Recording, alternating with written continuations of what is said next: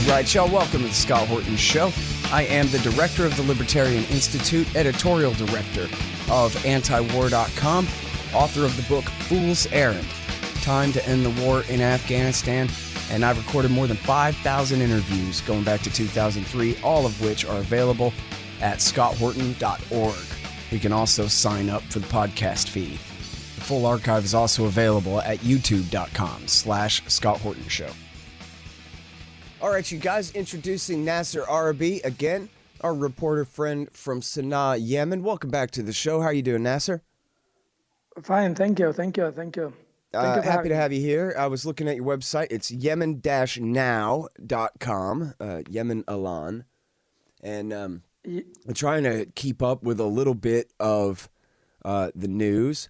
But I guess, can we start with any developments along the diplomatic front in terms of talks between the Houthis, the Saudis, anybody else? I know that I'm sure you probably know that Joe Biden has promised to end the Yemen war, but that his promises probably aren't worth very much. But I wonder if there's any really good news for him to be greeted with when he's sworn in. Any kind of moves toward peace that he can really seize on and build upon there. Do you think?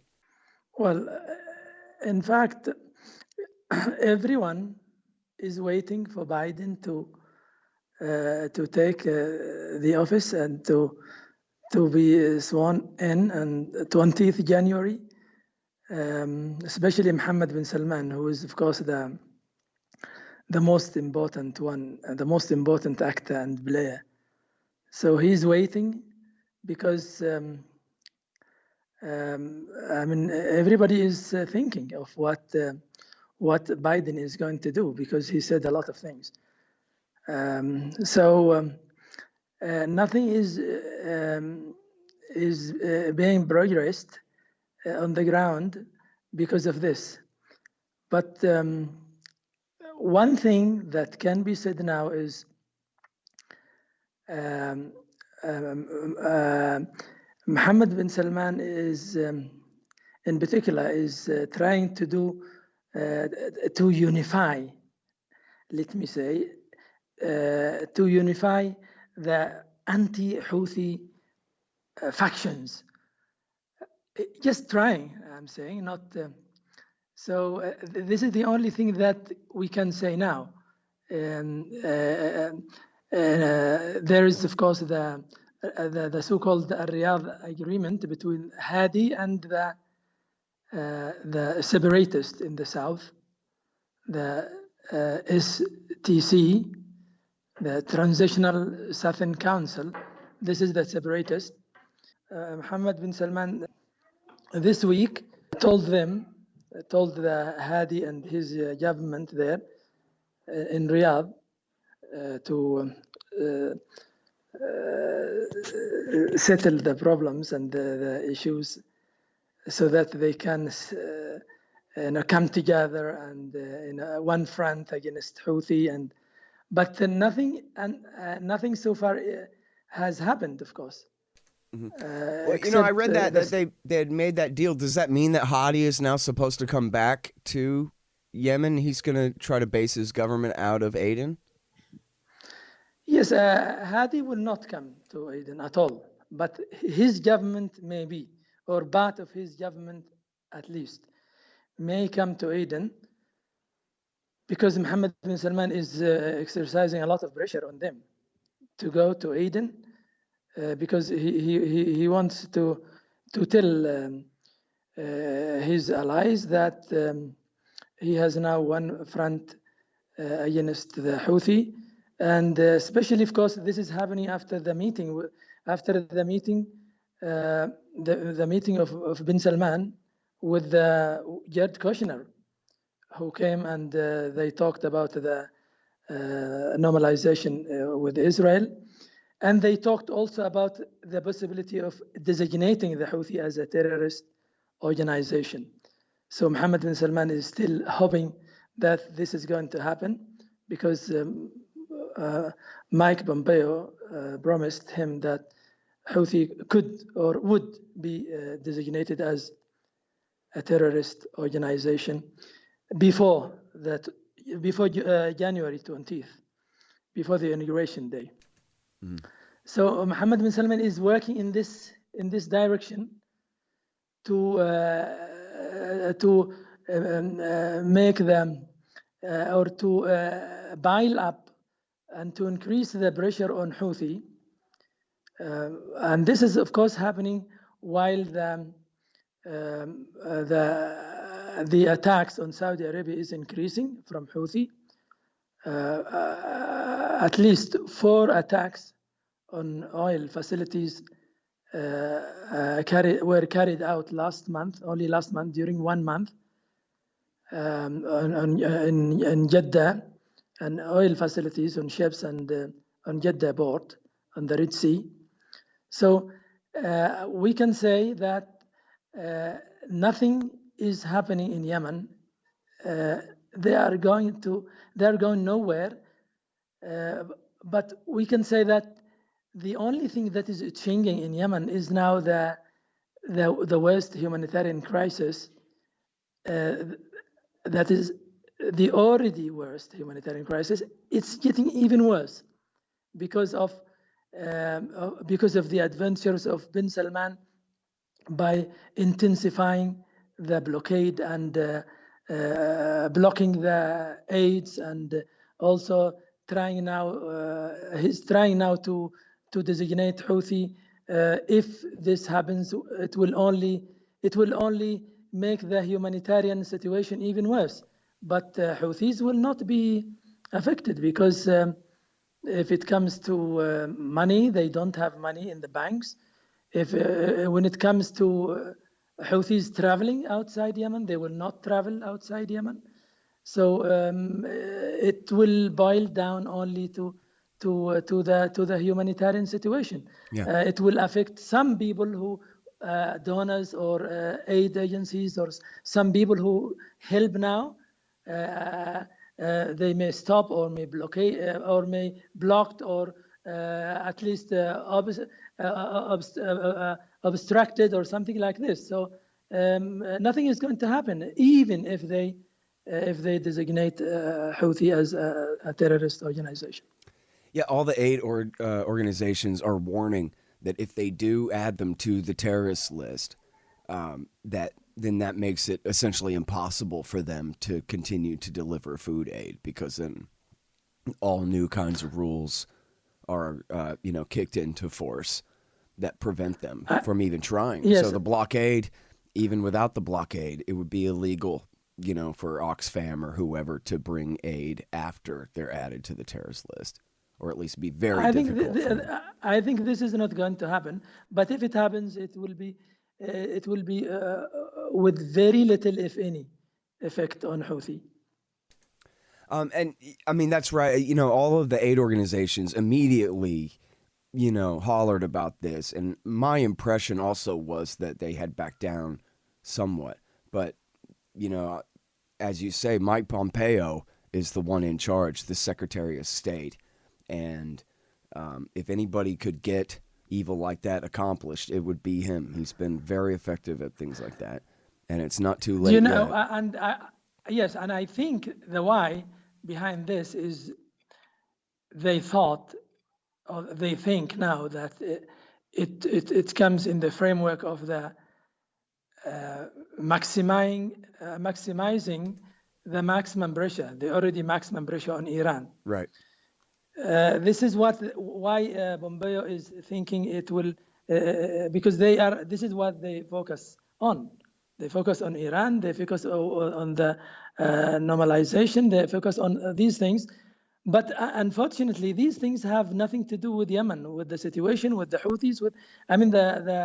The reality on the ground is completely different from the way they think. Well, and as far as, all of these kinds of, sanctions and economic pressures and so forth, what you were saying about how they don't really hurt the Houthis, they're the ones in power. And, okay, so they can't travel? Fine, they weren't traveling anyway. and you sanction their money in the bank account. They didn't have any money in the bank account. But the Exactly. people who actually, and if they do have money, they're the government. They can hide it in a way. And, we know that the Houthi at the top of the group there, they're staying fed. Their troops are staying fed. But it's little old ladies and little baby girls are the ones who are laying down and dying. Exactly. Yes, this is the people who are going to be affected. Yes, the poor, the blockaded people. Yes. This is the problem. And this never works, by the way. In terms of, like, say, for example, they tried to do this in Iraq in the 1990s.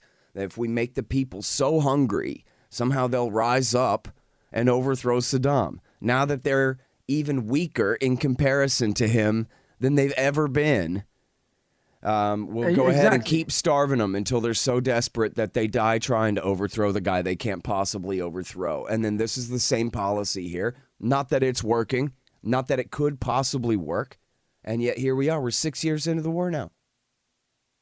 Exactly, and Houthi is getting stronger and stronger, and they know it very well.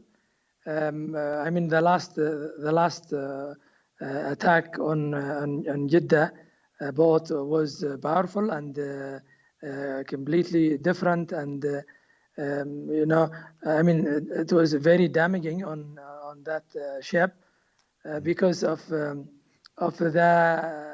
sophisticated things they have now. So it's only absurd thinking this way.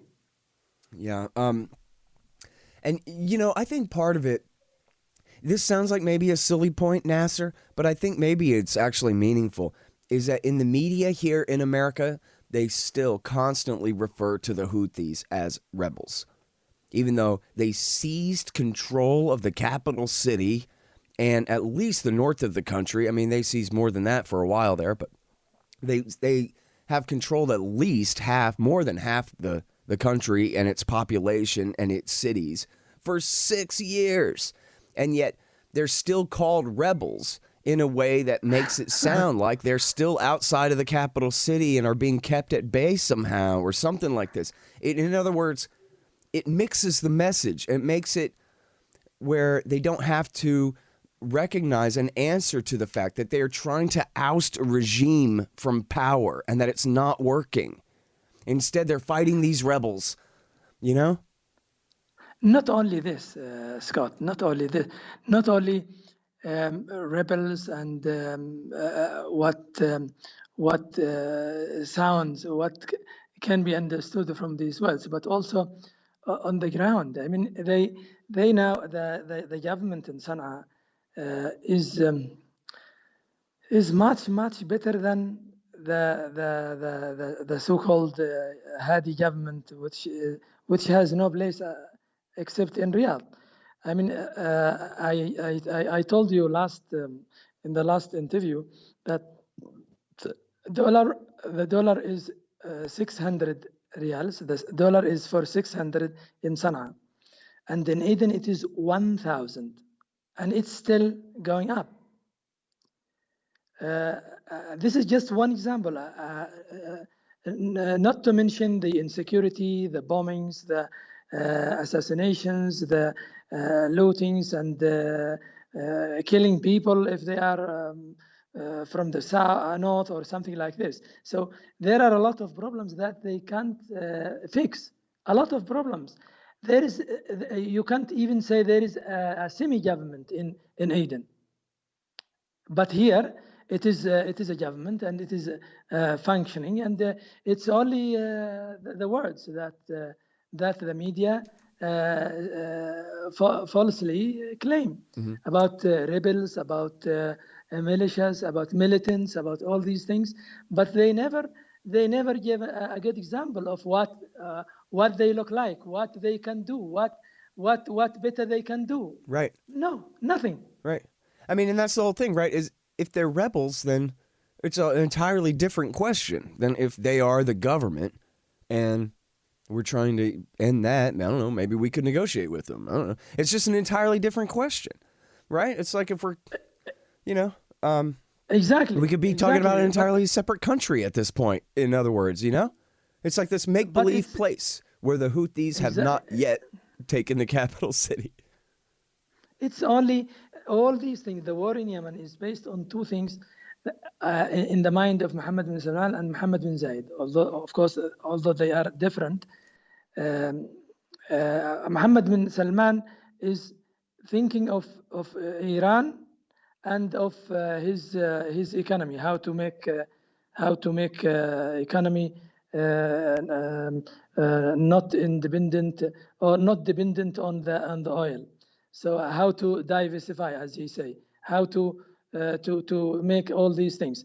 So, but he thought wrongly that the beginning should be in Yemen, and he's still thinking this way, that fighting Iran and diversifying the Saudi economy should start from Yemen, from making a government or a stooge government or a puppet government in Yemen that is subordinate or that is working with him. And this is not right, because it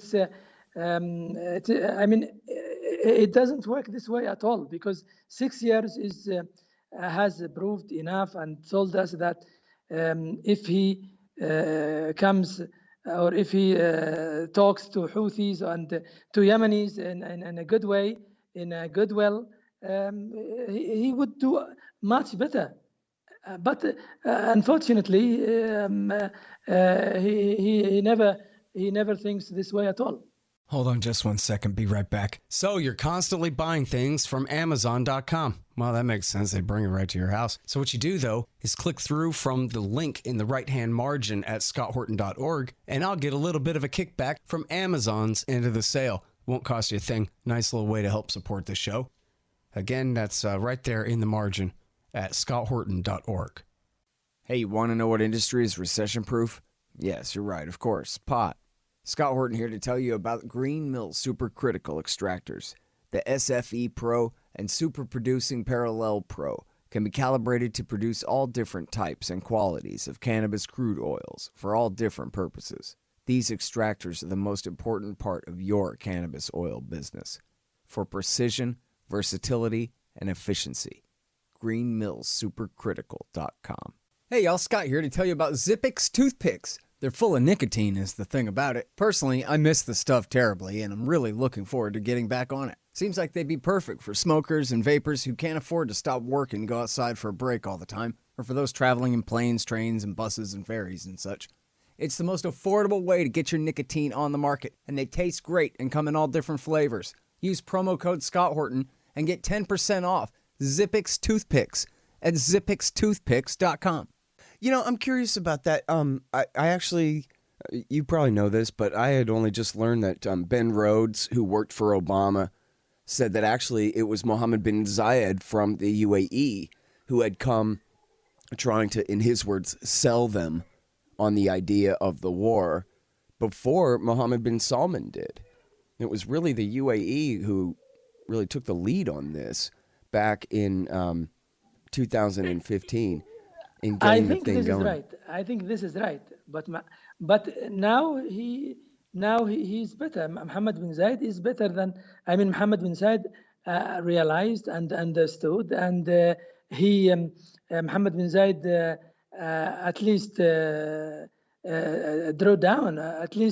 withdraw his troops from Yemen. Well, I was going to ask you about that. He kept his militia, right? He pulled his main forces out, but what exactly is the UAE's policy in Yemen now then?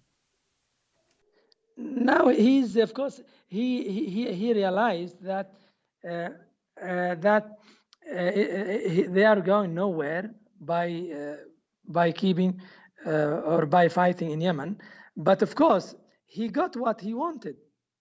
So he had now he established some militants and militias in Aden, about 100,000 mercenaries and militants who they call the security belts and all these things in Aden and Hadramaut in the eastern provinces. And he's now controlling the south and east of Yemen under this name. And what he wants now and what he wanted in the past is only the boats, the port of Aden, the port of Bilhaf, and the port of Mukalla, and also Bab al-Mandab. So he wants to be in the seas because he thinks that this is good for Dubai to make to keep it good and to keep it active. So now he's in a problem with Mohammed bin Salman. He wants Mohammed bin Salman to stop, but bin Salman says, no, I haven't finished. Because if you finished, I haven't. So in other words, if I understand you right, Nasser, what you're saying is, and for the audience, please try and picture Yemen at the bottom left corner of the Arabian Peninsula there. What they call South Yemen usually includes the entire east too. That was, I think, the border back when the nation was divided. The east counted as the south. And then what you're saying, I think, is the UAE is so dominant there in the south and the east, and then they have some kind of deal with the Southern Transitional Council there, so they have their bases that they are putting in the port cities. They've seized that island Socotra near the Bab al-Mandeb there, and so they've got what they wanted, and they don't really care if the Houthis rule Sana'a at this point. But to the Saudis, they're still determined on regime change in the capital. Is that it? Not. Yes, exactly. And what can be added is that Mohammed bin Zayed not only doesn't care about Houthi, but he wants now Houthi to get rid of his enemy number one in Yemen. He's now supporting them in a way or another, or at least he wants them to defeat his enemy. Who's his enemy? The Brotherhood in Marib, in the east, in the eastern province, the only stronghold under the Brotherhood. So not only doesn't care, but he wants Houthi to defeat his enemies, the Brotherhood, and this is how complex the situation is. And right. And the Saudis back the Brotherhood Party there, al-Islah, right? Yes, exactly. And in the south, to just add something to what you said, UAE is the only decision maker until now. And even after Mohammed bin Salman this week said that they agreed on this, on that. We know that it's just media and things that are not implemented at all on the ground, because Mohammed bin Zayed is holding key things on him, and they are, of course, they have some strategic things, but in the south, no one is controlling the south except UAE until now.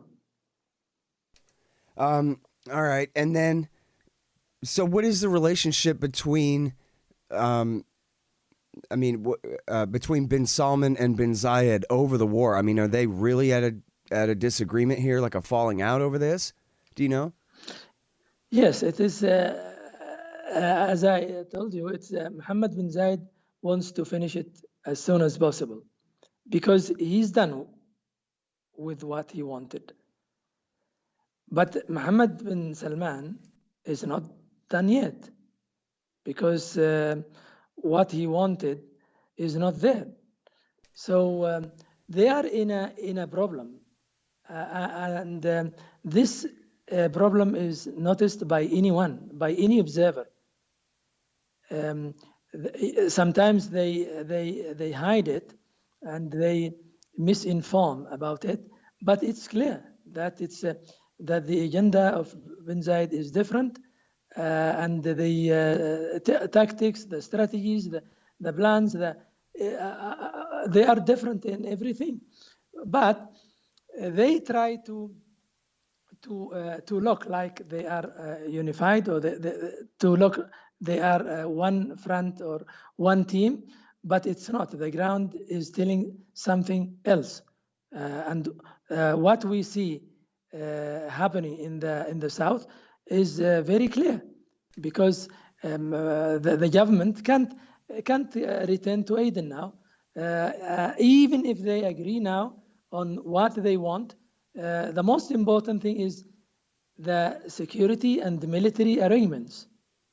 The security and military arrangements is or are the most important thing and the most difficult thing for both of them, because if you form a government of 24 ministers or so, it's not a big deal. But who's controlling the military and the security is the most important thing.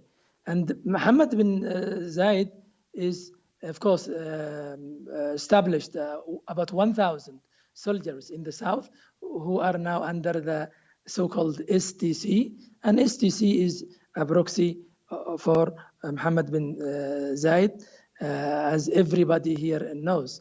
So they are controlling their soldiers, and they are controlling Aden, they are controlling everywhere, and they will not give up or give in to any pressure from bin Salman or from Hadi's government, if there is any pressure from Hadi, because Hadi can't do any pressure at all, unfortunately. Yeah. Well, so, I mean, it sounds like the plan then in Abu Dhabi is to just redivide the country and take the south and east. Is that right? Yes, this is what they are doing. And if it depends on Biden now. If Biden would do something, as he said, they would, Mohammed bin Salman and Mohammed bin Zayed can give the green light for two Yemens easily, because they're already now two Yemens, but they can do it if they want, if they can do it in a way that helps them. It's easy, but it's only Marib now. It's only Marib. If Marib falls in the hands of Houthi, then that's it. Everything is done. And they're done with it. And they can say now south and north, like before 1990, like before the unity or the unification day. Mm-hmm. And this is what they want, because they think that either they would pressure on Houthi, or then they can sit with Houthi and talk with him when they have already a government in the south. Now, you told me before that the Houthis have plenty of allies in the south, or at least people who don't want to see the country split up and would be happy to join a coalition government if the foreign nations would stop intervening. Is that right? Yes, they're in Sana'a. They're in Sana'a, and they're in the government here in Sana'a, and they are prominent people, prominent politicians. Everybody knows them, and they are also in the dialogue. And Martin Griffith, when he comes, he meets with them here in Sana'a, and he knows them, and they are from all the southern and eastern provinces. Mm-hmm. And they call themselves Iraq, and they talk about the issue of the south. And I mean, they are not talking about the agenda of Houthi at all, but they are within the government of Houthi, and they don't want Yemen to be divided, but they want to correct the path of unity and to resolve the outstanding problems and the grievances and all these things. Mm-hmm. And so they want one Yemen, but they want just to reshape it and to make it in a way that gives everybody what they deserve in the south and in the north. Mm-hmm. And now, how popular is the Southern Transitional Council there? I know they're left-leaning and obviously pro-separatist, but I mean, how strict are they on that? Is there a possibility of a compromise with them? Compromise with whom? With the Southern Transitional Council. And I guess, and I'm sorry, I should just let that the first question. How much popular support do they have in the South? In the South, okay. Very, very, very little popularity. And the reason is because they came from above, they came from top. They just, Mohammed bin Zayed made missionaries, and then he chose people who are not popular at all. And one of them is Salafi, who is the vice president of the council, who was working and studying there in UAE, and he's not popular at all. Now he's, for example, he's now talking about what the normalization will look like, and what the Jewish state will look like, and how good if Yemen normalizes with Israel. And he's talking about these things, the things that would make Mohammed bin Zayed happy. But he doesn't care about the daily life of the people. He doesn't care. He doesn't care about the rising of the value of real. I mean, real is 1,000. The $1 is 1,000 real now. I mean, very, very, very high. And he doesn't care also about the poverty and the insecurity and the assassination. So he has no popularity at all. Hey, y'all, here's the thing. Donate $100 to the Scott Horton Show, and you can get a QR code commodity disc as my gift to you. It's a 1-ounce silver disc with a QR code on the back. You take a picture of it with your phone, and it gives you the instant spot price and lets you know what that ounce of silver is worth on the market in Federal Reserve notes in real time. It's the future of currency in the past too. CommodityDiscs.com, or just go to scotthorton.org/donate. Hey guys, Scott Horton here for ExpandDesigns.com. Harley Abbott and his crew do an outstanding job designing, building, and maintaining my sites, and they'll do great work for you. You need a new website? Go to ExpandDesigns.com/Scott and save $500. Hey guys, check out Listen and Think audiobooks. They're at listenandthink.com and, of course, on audible.com. And they feature my book, Fool's Errand, Time to End the War in Afghanistan, as well as brand new out, Inside Syria, by our friend Reese Ehrlich, and a lot of other great books, mostly by libertarians there. Reese might be one exception, but essentially they're all libertarian audiobooks. And here's how you can get a lifetime subscription to Listen and Think audiobooks. Just donate $100 to the Scott Horton Show at scotthorton.org/donate. Okay, now let's talk about Al-Qaeda. I've been reading a lot about this because I'm writing a book about it, which I probably ought to send you my Yemen chapter to check over. But I know that they have made major gains throughout the now 6 years of war. And hey, here's a fun footnote. I'm not sure if you're aware of this, Nasser, but we've talked before about how CENTCOM had an arrangement with the Houthis and was working with the Houthis to pass them intelligence to use against Al-Qaeda in early 2015. And that then 2 months later, of course, Obama took Al-Qaeda's side and stabbed them in the back and started, this phase of the war. Decisive storm, they called it. But anyway, guess who was the commander of CENTCOM at the time that the military was working with the Houthis to kill Al-Qaeda guys? It was General Lloyd Austin, who is about to be sworn in as the new Secretary of Defense. So at least he knows who's who and, can understand the difference between the guys who bombed the coal and the guys who did not bomb the coal over there. So, I think there's reason to at least have hope if you're going to have that kind of specialized knowledge of the situation at that level. It's not the same as having Mike Pompeo decide or Jared Kushner. And in fact, they say that, in fact, I'm going to interview Mark Perry later today. Mark Perry wrote a piece that he said that he was so mad when Obama started this war that he considered going to the president and demanding that the president demand that the Saudis stop. But the other generals talked him out of it because they said it wasn't going to happen. But that was apparently how upset he was about this. But anyway, so that was 6 years ago, and America has been fighting for Al-Qaeda ever since then. The Saudi, UAE, USA, Muslim Brotherhood, Al-Qaeda alliance here against the Houthis.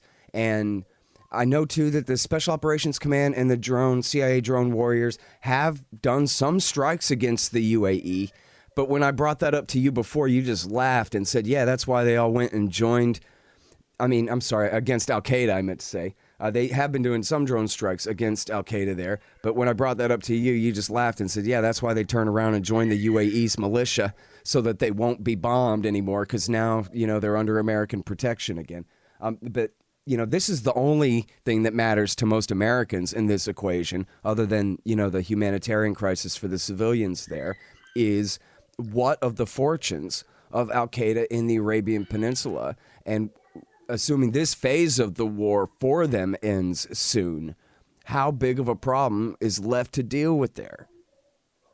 You see, if the Americans, or if there is no talk, if there is no talk with the Houthi on this issue, or if Americans and the Saudis and UAE keep going the way they are going now, Qaeda will only get better and better because they have many names, or they change their names, but people know who they are and what they want, and even if they change their names. Now, if, for example, when the anti-Houthi, let me say, the anti-Houthi coalition, when they want to deal a blow against Houthi, they enlist the help of Qaeda everywhere, Marib or in the east or south or wherever, which means they don't have their own things. They don't have fighters. They don't have army. They don't have security. And where is the money? Where is the money going? Where that millions and millions of money going? I mean, they steal it and they use it in other things, which means the only people who fight Al-Qaeda now who fight Al-Houthi are Al-Qaeda or the sympathizers of Al-Qaeda. So, but there is no national army. There is no national resistance, as they say. So this means what? This means that if they don't sit with Houthi and talk with him on everything, including Al-Qaeda, I think they will keep going nowhere, and they will help only Al-Qaeda to get stronger and stronger. And Houthi, of course, will do as they are doing now. The north now is very clean from Al-Qaeda, almost clean. No bombings, no assassination, no insecurity in the south. People are okay. Yes, the problem is the blockade. This is what the real problem is, that they are weaponizing the food of the people, the water of the people, the shelter of the people, and everything, the medicine. But fighting Qaeda or establishing a government or making Yemen stable, they don't do anything, unfortunately. All right. Now, I want to go back to the humanitarian crisis here, because I kind of changed the subject on you before when you brought this up, but there's all kinds of new stories coming out. I guess for the end of the year, the anniversary of the war, and just kind of the end of the year, you have the humanitarian aid groups are kind of doing their list of all the worst things in the world. And, of course, as it says here in this Al Jazeera piece, Yemen is first for the third year in a row. I can't imagine who was ahead of y'all before that. But this is the International Rescue Committee, the IRC, say that Yemen is the country most at risk of humanitarian catastrophe in 2021 for the third year running. And, something that we've talked about on the show over the entire course of the war is the amount of deaths being undercounted, not just the deaths in the violent airstrikes and Al-Qaeda campaigns on the ground and this kind of thing, but also just from the deprivation from the war, the Saudis' deliberate targeting of the infrastructure, the farms, the irrigation systems, the markets, every part of what people need to survive. And so I was just wondering if you have, any kind of updated numbers that people need to know of overall, amounts of death, and if you want to divide it, violent deaths versus overall, deprivation increases and whatever. I know that the information is very sketchy in a lot of places, but I also know that all along your numbers have been far more accurate than what everybody else in the media has been saying too. So I was just hoping to give you a chance to address just what does the situation look like for people so far away. Well, let me start with this. The money that the UN says Yemen needs this year, 2020 and 2021, so 2021, let me say, 2021 is 3 billion and something, 3 million and something, maybe 3 billion, 0.3 or something. Most of this money comes from Saudi Arabia and UAE. Most of it, more than half.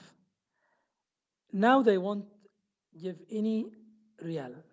They said, or they almost said, they won't give any penny to Yemen. Who? Saudi Arabia and United Arab Emirates.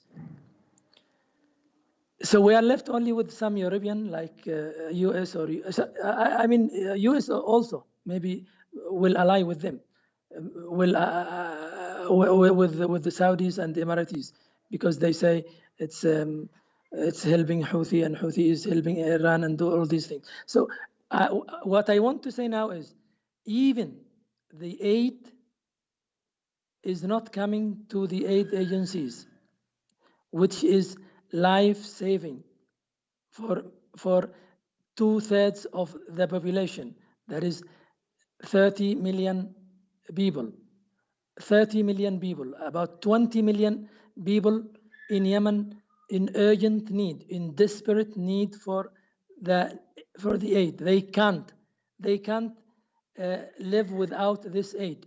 So it's not coming because Mohammed bin Salman and Mohammed bin Zayed think that Houthi, as they say, as they claim, Houthi is taking it, or Houthi is diverting the aid.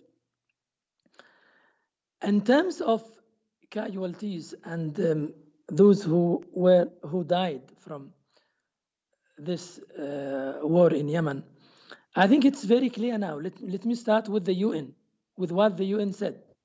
The UN said that the number would be 250 by the end of 2020. 250,000. This number, if we take it, it's close to reality. It's close to reality, although I would say that the UN stopped. I would keep saying this. I've been saying this all along, and I would keep saying it, that UN started by counting, but then 2 or 3 months later, they stopped counting, and they stopped at 10,000 people. 10,000 Yemenis were killed. Now we are at a quarter a million, and they still say 10,000. 10,000, 10,000. So I want to say that those the Yemenis who died. I'm sorry. Just to clarify, there, you're saying the UN has finally updated their number from, and this was like a year ago. They said it was 233,000. So they updated it from 10,000 to 233,000. Kind of indicated that they had dropped the ball for a while there. But then you're saying the media still cite the 10,000 number, and they don't even realize. Is that right? Exactly. This is what I mean, because that was a team. That was only a team that said 50,000. A team belonging to UN. I see. Right? I see. Yes. But for the UN here, for the office and UN officially, they don't use it. And oh, really? Media, so I'm sorry, I misunderstood you. When you were saying they still say 10,000, you meant the UN's official number is still. You can see yourself. Oh, you can see yourself that they say it's about this. They mislead. They misinform until now. In a very bad way. I mean, they deliberately say that it's. They make it. They wanted to look very small, quite not bad. All these things. So. I want to say the misinformation and misleading and disinformation is very clear from the UN and also from the Saudi and the Saudi media, of course, all the time. And there are people who work with them, whether media or lobbies or whatever, because they work on all these fronts. But what we see on the ground, we see people dying. We see people dying of hunger, thousands of people dying in front of our eyes. So who do you think should we believe? The statistics or the papers or our eyes? What we see with our own eyes on the ground. We see people die every day, die of hunger. So I mean, this is something not fair at all to say that it's a few people or no people, or because of the Houthi diverting, or these are very weak things, and they do not amount to the problem that Yemen is facing now. Right. And Martha Mundy from the London School of Economics has done a great job documenting how they deliberately bomb the farms. They bomb the flocks of sheep in the field, the grain silos, the irrigation systems, the tractors, or, whatever farm equipment that they can. I've got a poor connection. Let's see if we can fix this. All right, you guys. And, Nasser's having some internet problems there with the connection, so I guess we'll call it quits here. I've got to go to Ray McGovern anyway. But that was Nasser Arrabyee, reporter out of Sana'a, Yemen.